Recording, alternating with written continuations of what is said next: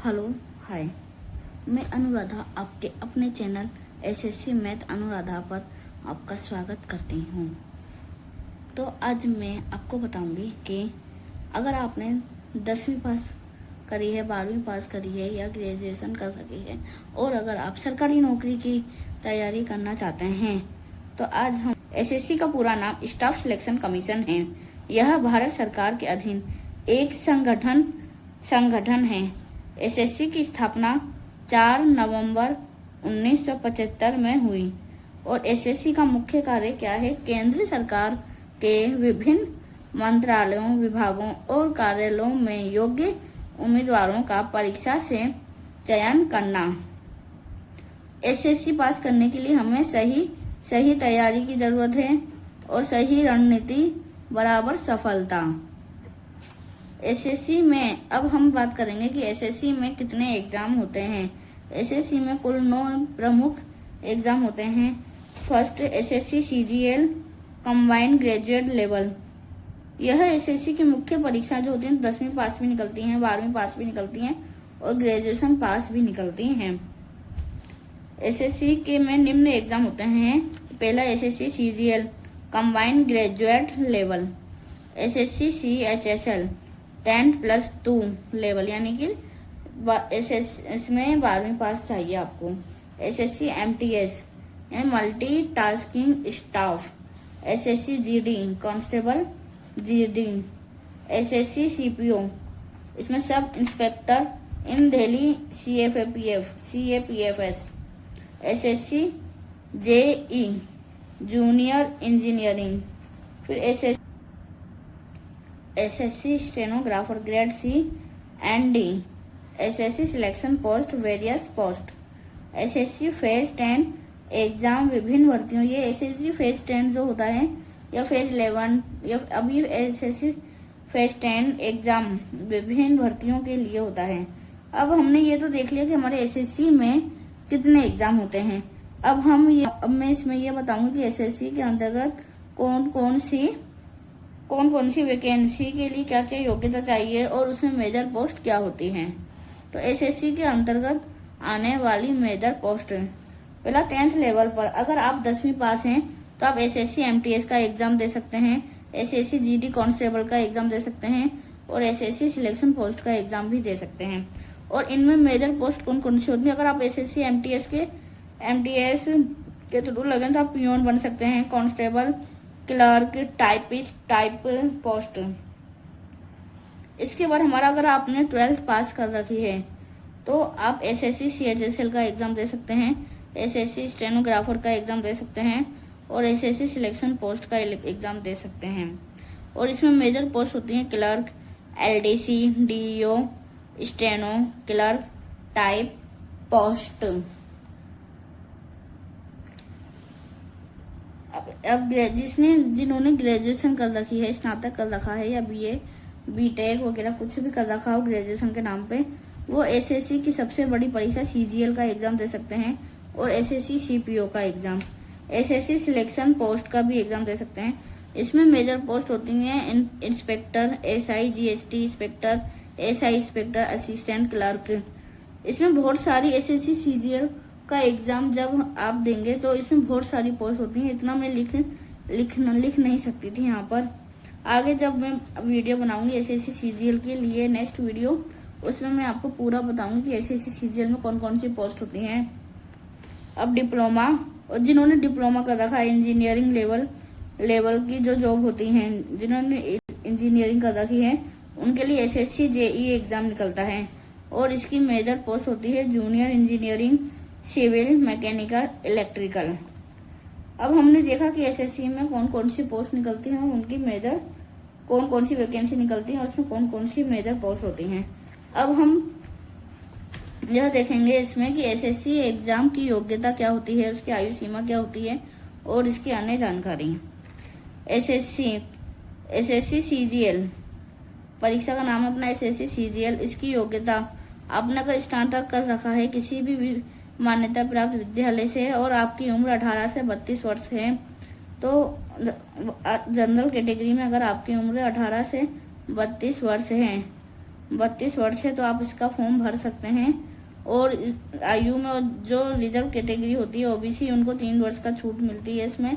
SC ST में 5 वर्ष की छूट मिलती है। पीडब्ल्यूडी में 10 वर्ष की छूट मिलती है। दूसरा एसएससी सीएचएसएल, अगर आपने 12वीं पास 10+2 कर रखा है किसी भी सब्जेक्ट से, किसी भी सब्जेक्ट से, तो आप 18, अगर आपकी उम्र 18 से 27 वर्ष की है और आप जनरल कैटेगरी में आते हैं तो आप इसका फॉर्म भर सकते हैं। और अगर आप ओबीसी, एससी, एसटी और पीडब्ल्यूडी कैटेगरी से बिलोंग करते हैं तो आपको ओबीसी के लिए 3 वर्ष की छूट मिल जाती है। एससी एसटी में 5 वर्ष की छूट मिलती है और पीडब्ल्यूडी में 10 वर्ष की छूट मिलती है। अब थर्ड पॉइंट है हमारा एसएससी एमटीएस, अगर आपने 10वीं पास कर रखी है तो आप इसका फॉर्म भर सकते हैं। इसमें जनरल कैटेगरी के स्टूडेंट्स की उम्र 18 से 25 वर्ष की होती है और रिजर्व कैटेगरी के लिए ओबीसी को 3 वर्ष की छूट मिलती है। एससी एसटी वालों को 5 वर्ष की छूट मिलती है और पीडब्ल्यूडी वालों को 10 वर्ष की छूट मिलती है। एसएससी जीडी, इसमें 10वीं पास कर रखी है आपने तो 18 से 23 वर्ष की आपकी आयु है। जनरल में आते हैं आप तो 18 से 23 वर्ष का इसका फॉर्म भर सकते हैं। और अगर आप रिजर्व कैटेगरी में आते हैं तो आप ओबीसी में 3 वर्ष की, एससी एसटी में 5 वर्ष और पीडब्ल्यूडी में 10 वर्ष की छूट मिलती है आपको। एसएससी सीपीओ, अगर आपने स्नातक कर रखा है और आपकी उम्र जनरल कैटेगरी के अनुसार 20 से 25 वर्ष है तो आप ओबीसी 20 से 25 वर्ष है तो आप एसएससी सीपीओ का फॉर्म भर सकते हैं। और अगर आप रिजर्व कैटेगरी से बिलोंग करते हैं तो आपकी उम्र में आपको 3 वर्ष की, ओबीसी से 3 वर्ष की छूट मिलती है, एससी एसटी में 5 वर्ष की छूट मिलती है और पीडब्ल्यूडी से 10 वर्ष की छूट मिलती है। उसके बाद हमारा एसएससी जेई, अगर किसी भी स्टूडेंट डिप्लोमा कर रखा है, डिग्री कर रखी है या इंजीनियरिंग कर रखी है तो और उनकी उम्र जनरल कैटेगरी में 18 से 30 वर्ष है तो वो ओबीसी से 3 वर्ष, 18 से 30 वर्ष है तो वह एसएससी जेई का फॉर्म भर सकते हैं। और ओबीसी और रिजर्व कैटेगरी के लिए उनकी उम्र ओबीसी में 3 वर्ष की छूट मिलती है, एससी एसटी वालों को 5 वर्ष की छूट मिलती है और पीडब्ल्यूडी वालों को 10 वर्ष की छूट मिलती है। फिर स्टेनोग्राफर, ये स्टेनोग्राफर एसएससी में, इसमें आपको 12वीं पास, अगर आपने 12वीं पास कर रखी है और आपको टाइपिंग आती है, हिंदी टाइपिंग या इंग्लिश टाइपिंग, तो आप इसका फॉर्म भर सकते हैं। लेकिन ये एक इकलौता ऐसा एग्जाम है SSC stenographer grade C and grade D जिसमें मैथ नहीं आता है।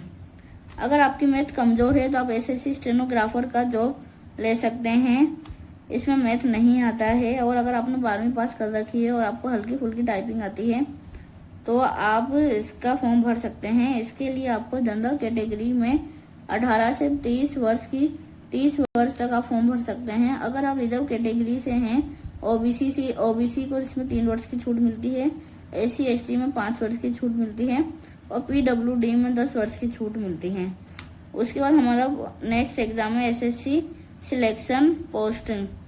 ये पद के अनुसार 10वीं 12वीं स्नातक और डिप्लोमा के आधार पर निकलता है। इसमें ऐसी निकलती है जैसे कुछ वैकेंसी हर डिपार्टमेंट में 1-1, 2-2 खाली हो जाती हैं तो उन्हें मर्ज करके एसएससी सिलेक्शन पोस्ट का नाम देकर उन्हें इकट्ठी निकाल दी जाती है। उसमें 10वीं पास, 12वीं पास, स्नातक, डिप्लोमा, जैसे किसी ने लेबोरेटरी का कोर्स कर रखा है या अदर किसी भी चीज़ का, तो वो इसका फॉर्म भर सकता है। और इसमें जनरल कैटेगरी की उम्र 18 से 30 वर्ष होती है और ओबीसी के लिए 3 वर्ष की इसमें छूट मिलती है, एससी एसटी में 5 वर्ष की छूट मिलती है और पीडब्ल्यूडी में 10 वर्ष की छूट मिलती है। और एसएससी फेज 10 एग्जाम, ये अलग होता है। फेज 10, 11 अलग अलग, मतलब जैसे इसमें बढ़ता गया है वैसे अभी जो इसका फॉर्म निकला था वो एसएससी फेज 14 या 15 था। उसमें पद के अनुसार अलग अलग योग्यता रहती है। इसमें भी 18 से 30 वर्ष की उम्र होनी चाहिए आपकी अगर आप जनरल कैटेगरी में हैं और इसमें नियम के अनुसार आपको छूट मिलती है।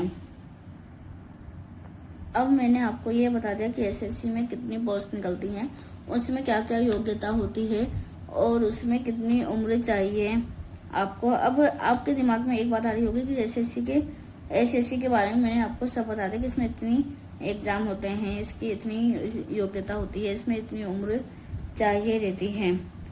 अब कुछ महत्वपूर्ण बातें हैं जो मैं आपको बताती हूँ कि आयु की गणना, मतलब आप कौन सा भी एसएससी का फॉर्म भरें उसमें आपकी आयु जो होती है वो आमतौर पर 1 अगस्त को आप कितने साल के हुए हैं उसके आधार